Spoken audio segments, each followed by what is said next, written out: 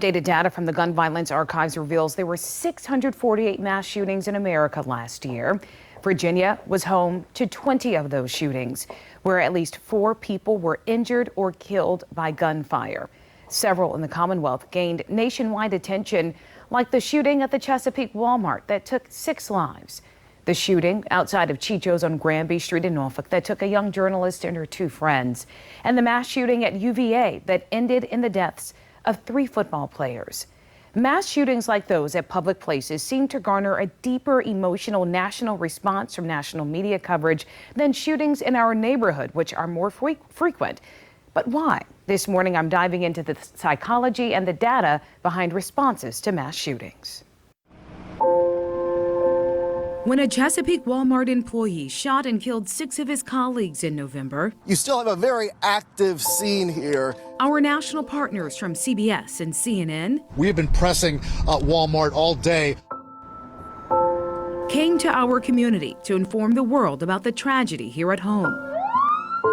We saw the same national response in 2019 when a gunman in Virginia Beach shot and killed 12 people at the Municipal Center. People here in Virginia Beach remain in shock. But when 5 women were shot, 3 of them killed at Young Terrace near downtown Norfolk in 2021. Had this been anywhere else but where we are today, there'd be rolls of people. The police chief at the time called out the lack of outcry from the nation. The reality is, mass shooting happens in our challenging communities every day. My deep dive into data from the Gun Violence Archive reveals of the 20 mass shootings across the Commonwealth last year, most happened in neighborhoods, like the mass shooting in Norfolk on Finner Street that took 3 lives, or the mass shooting at a Portsmouth boarding house that ended in 4 dead. It's still tragic. It's still stressful.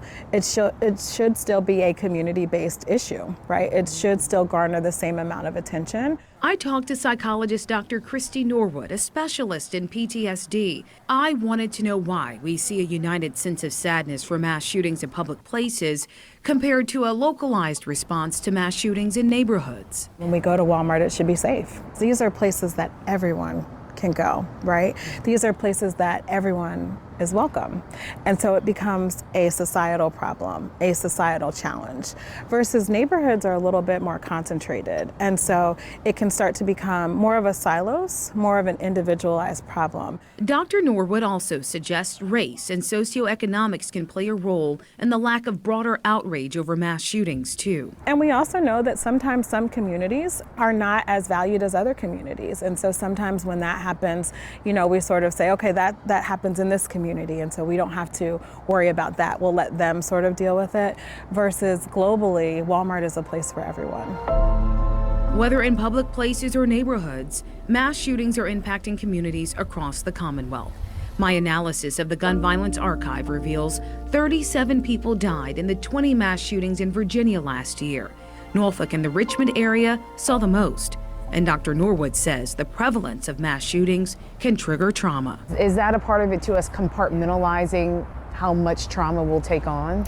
Absolutely. We start to see the world through the lens of that trauma. I may avoid places or reminders of the trauma. And so essentially it shrinks my life. Over time, it can kind of feel like you're in a prison because you're limited to certain spaces. Dr. Norwood says that's when it's time to seek help, to get tools to help manage secondary trauma from mass shootings, whether it happens in our grocery stores, our college campuses, or on the corners of our neighborhoods. Secondary trauma, or vicarious trauma as we call it, is definitely real. It definitely exists, and it definitely can impact our mental health if we don't kind of take notice and awareness of it. While gun violence is becoming more common, it does not mean it is normal. Dr. Norwood says it's certainly okay if you need help processing the trauma we've all felt from time to time. I've compiled a list of resources, including some that may offer therapy at reduced fees, inside this story at WTKR.com.